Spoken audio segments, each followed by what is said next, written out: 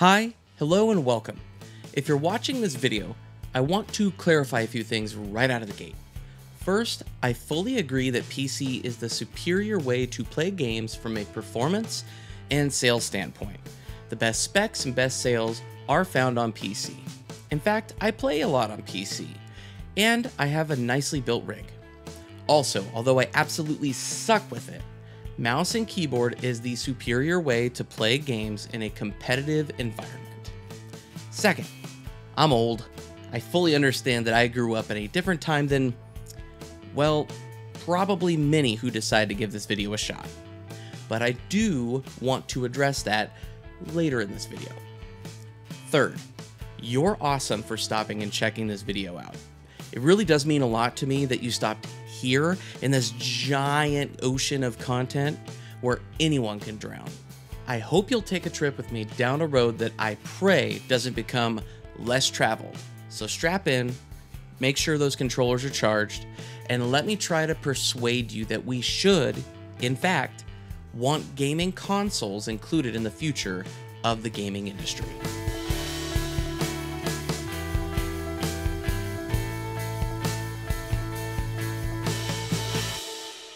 First, before diving into the more rooted and practical points, I'd like to turn on the charm.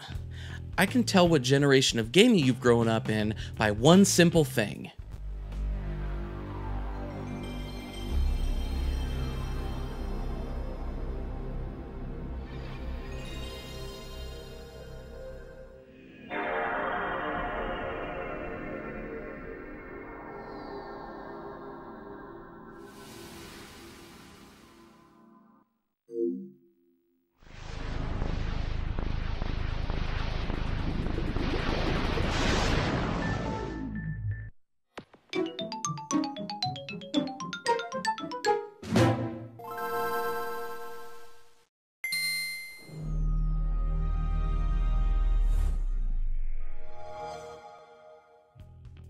If you watched those system startup screens and had any nostalgia, you're part of a certain era of gamers.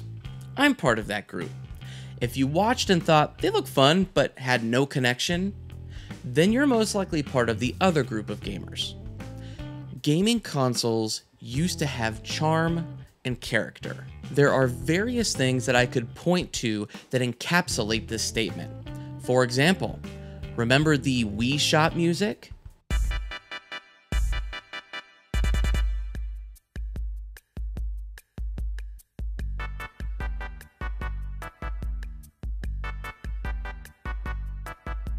That's popular on various social media apps and sites to this day, so I'd imagine you know it. How about the startup screen for the PS2? Maybe the different themes you could assign on the homepage for the 3DS, or perhaps even as recent as the PS4. These little touches of customization both by the company and by the users are what make consoles ours. They also help to differentiate between the different consoles.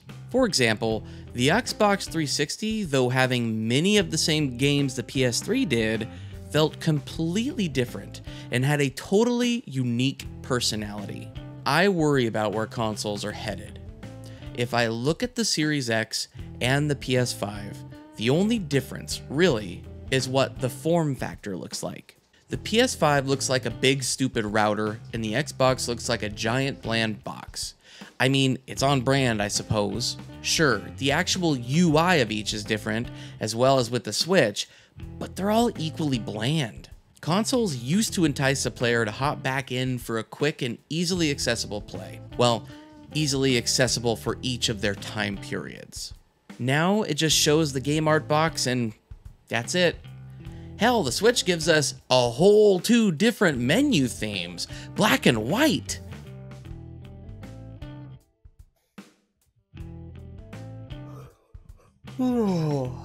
This is boring.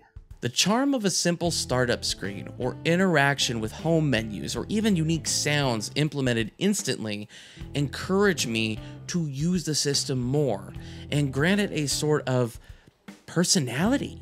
Where PC gaming is superior in just about every way, it's all very copacetic. Sure, you can customize your PC, but adding all that extra personality requires a lot of work with customization, because your PC is just a sort of piece of clay to mold. I'm willing to bet that many people are like me. I just want something to work almost right outside of the box. So yes, PC is definitely customizable, but doesn't have character that consoles have the potential to offer right out of the box. You may ask, Mike, why are you spending so much time on console charm? I promise we will touch on more tangible points shortly, but to be completely honest, all of the stuff discussed thus far really brings me back to a time where I was enamored with gaming. Typically, as we get older, the world looks very different than when we were children. It can appear dark, tough, and the sense of wonder can be completely replaced with pessimism. Gaming offers an option to revisit that sense of childlike wonder or imagination. Why can't we blend our ever-changing perspectives with something that offers optimism and personality? Consoles need this. And the latest generation for all the big three companies was a bit of a miss. I will say, Nintendo definitely brought the most charm with the Nintendo Switch, but that was more in the gimmick of the system. Okay, that's enough about charm. I'm tired of this head in the clouds view of gaming and gaming consoles. Let's talk about practicality. And if we're getting practical, we've already determined that PC is superior. The best sales happen on PC. You can build and configure your PC to the level that you want or can afford. I mean, it is a personal computer. You can do more with your PC than just gaming. PC gaming is much more accessible now with things like unified gaming catalogs, such as Steam, and much more accessibility, choosing to use mouse and keyboard or whatever controller you like best. So why are consoles needed at all anymore when they're inferior in every way? Well, they're supposed to be cost effective and lean into a more separated space. Even with the pricing of the PS5 and Series X now, you'd still have to spend a few $100s more to get a nice PC upgrade. Then you have to configure settings, sometimes on games individually, and set up that PC how you like it. PC gaming has drastically dropped in price, but that doesn't make it cheap. Gaming as a whole has gotten a lot more expensive, but consoles somehow always were the cheap avenue into the gaming world. I remember having a Nintendo love rekindled because I randomly bought a GameCube with 2 games, Wind Waker and Metroid Prime, and it came with 2 controllers and a memory card for a little over $160. Now, it was a sale, sure, but the original price of a GameCube was $199. Hell, the PS2 was only $100 more at launch. These offered way more play at an accessible price. Now I fully understand that PC gaming was nowhere near where it is today, but the same point should hold with consoles. They allow you to play decent versions of games at a very agreeable price point. This latest generation still does that, but it's slowly creeping upward. To this day, I still think the reason the Switch has sold so well is because the gimmick is actually awesome, and that the price point was much lower to have access to play bigger games. Sure, you'd compare it to running a game on a potato computer, but for a decent gaming computer, you'd still be spending more. Not a top-of-the-line computer, but a decent one. The Switch was a higher price than initially expected, but it still did well because the gimmick countered it, and you could play a massive game like Breath of the Wild on it. What I've learned over the years is that the gaming community cares about frame rates, resolution, and so on. However, those who just enjoy games and don't keep up with the constant news and updates have a different standard. Does the game run well enough? Is it interesting and catch my attention? And is it the right price? Those are the big points that most people who play games are looking at. And Switch, along with its amazing first-party games, offered that. Consoles need to focus on affordability and easy access. This is how they'll stop being compared to PC gaming and coexist alongside it.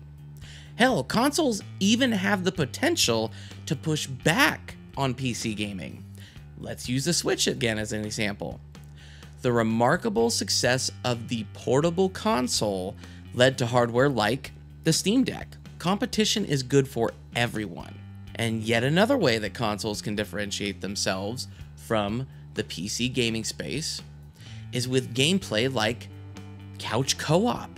Games can bring people together, families and friends enjoying something together. Although you technically can set up something like this with PC gaming, it requires more money and more time to buy and set up the necessary tools to make it happen. Where gaming consoles have the ability to just, well, get right to it.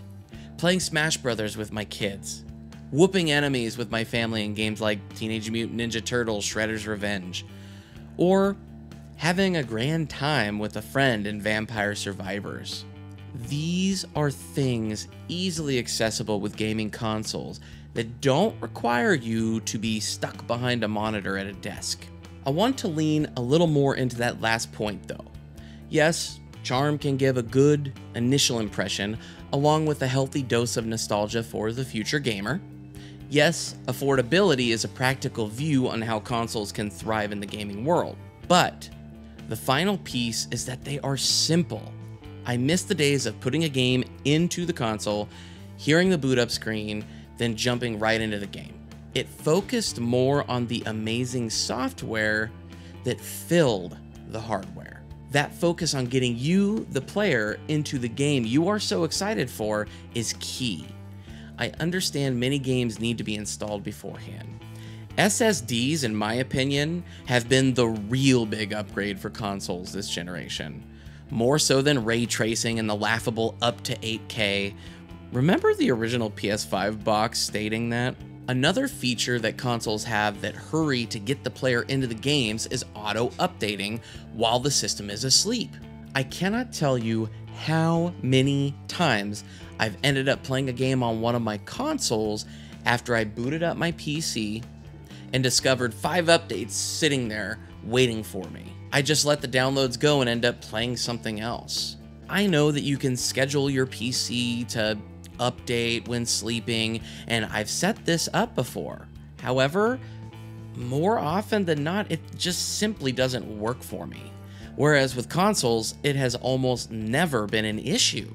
Getting players into what makes the hardware great is key.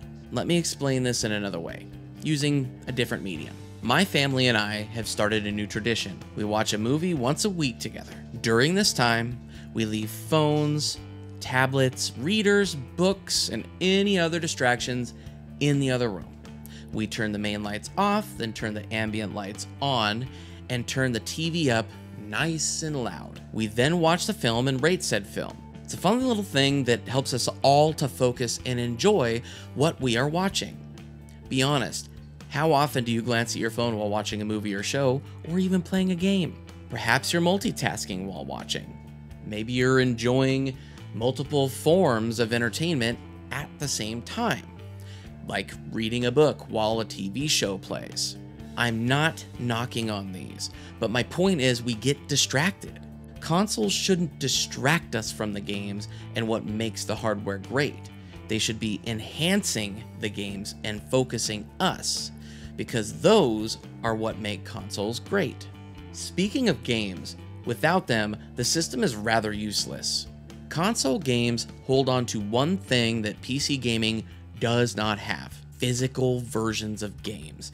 This is huge. PC definitely has the benefit of making backwards compatibility more prevalent, what with emulation and older games added to Steam, but this doesn't include all games. Let's take a look at 2 games I hold near and dear to my heart that I thought for sure would be locked away forever in Xbox Live Prison.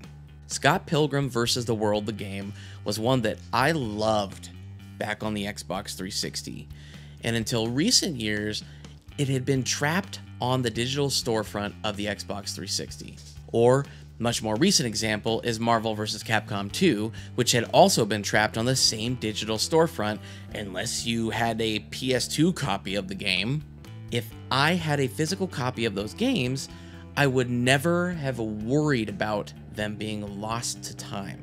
Now look, I'm not opposed to digital gaming medium. I mean, I own loads of digital movies and shows, I own plenty of digital games, but digital will never replace the physical versions of games because I can always use that disc to play a game. One of the coolest features in the current generation actually isn't the SSD. It isn't ray tracing capabilities, though that's already a rough spot as is with consoles. It isn't resolutions or frame rates. It's that I can take my old Xbox 360 games and just pop them into my Series X and, well, just play them. That is amazing to me. I wish all of the consoles did this, and with the wonders of emulation these days, they totally could.